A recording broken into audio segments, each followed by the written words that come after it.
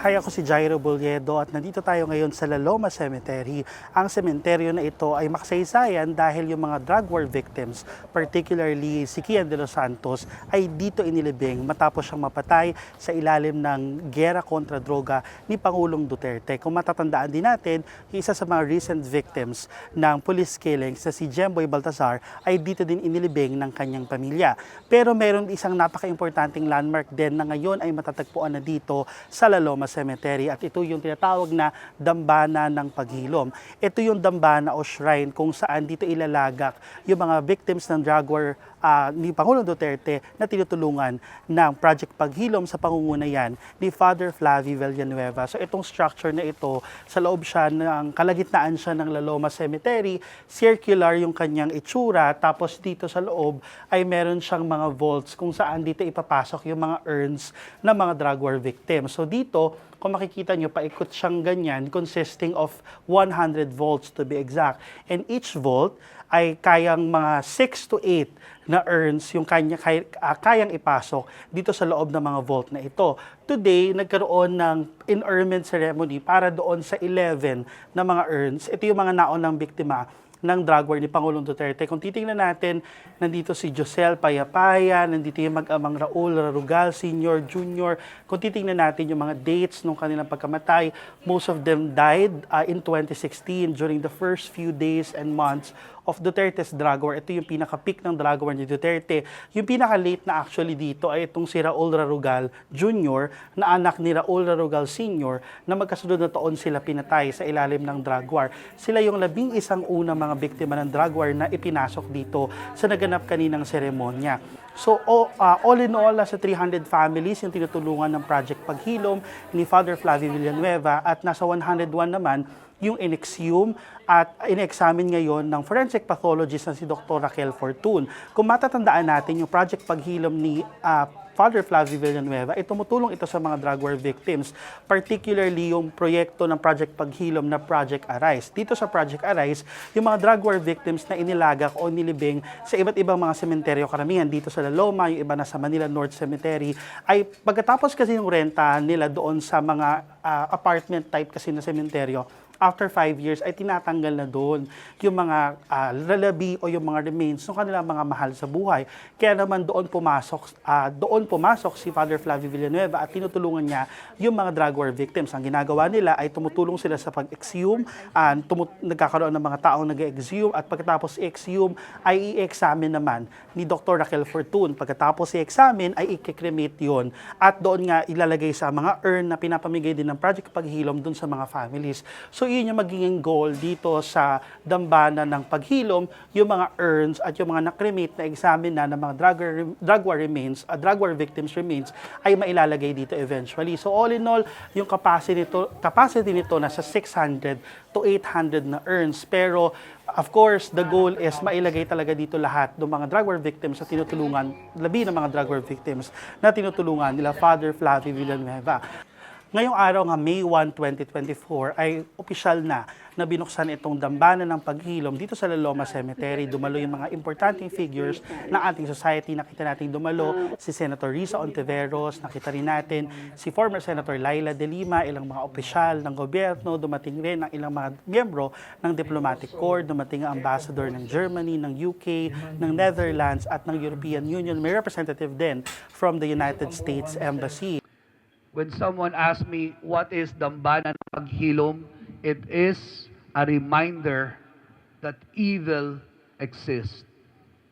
But let me move forward and add more to that, because evil will never persist if men, women, senators, ambassadors, people of good conscience, human rights advocates, seminarians, sisters religious, mga nasa laylayan na hindi magpapatinag at maduduwag, ay patuloy na maninindigan para sa buhay, katotohanan, at kapayapaan.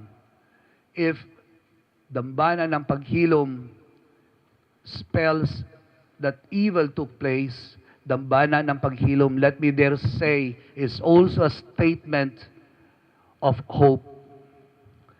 This was once a hope, and this is now real. Yan.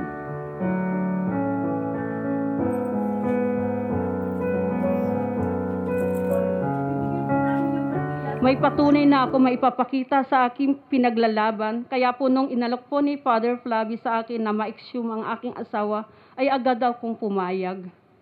That's why I'm so grateful and happy for this project. I have evidence to show in my fight for justice. That's why when Father Flavi offered to have my husband exhumed, I immediately agreed.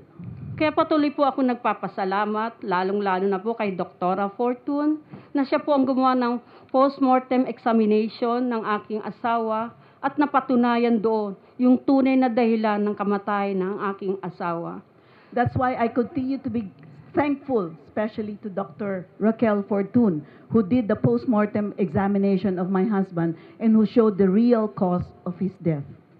At ngayon po sa paglipat dito ng aking asawa, naway kasunod nito, ang matanggap namin yung inaasam naming hustisya para sa ikapanatag ng aming isipan. Bagamat matagal ang aming inantay, ay mayroon kaming pag-asa na mapagtagumpayan ito. Maraming salamat muli sa lahat ng bumubuo ng kaganapang ito. And now, with the transfer of my husband's remains here, I hope we will finally receive the justice we so long for our own peace of mind. Even if we are waiting for may take some time, we have hope that we will succeed. Again, thank you to everyone who was part of this event. Walang sino man ang nabubuhay para sa sarili lamang. Walang sino man ang namamatay para sa sarili lamang. Tayong lahat ay may pananagutan sa isa't isa. Tayong lahat ay kinipon ng Diyos. Sabi nga kanina ni Father Villanueva sa kanyang speech ay napaka-importante nito dahil reminder ito ng masakit at malagim na kinalagayan ng ating bansa. At napaka-importante din ito sa ilalim ng Administrasyong Marcos, especially kanina na may mga miyembro ng diplomatic corps na nandito at nakita nila talaga kung gaano kagarapal at karumal-dumal yung pagpatay sa ilalim ng drug war ni Pangulong Duterte. In other words, this is a reminder of yung mga killings at crimes na naganap sa ilalim ng Administrasyong Duterte. So yun lang po ang mga naganap dito sa Laloma Cemetery. For more conversations, if you're interested in crime-related or justice-related stories, mangyari po lamang na i-download ang Rappler app at pwede po tayo mag-usap sa Justice and Crime Channel. Maraming salamat po.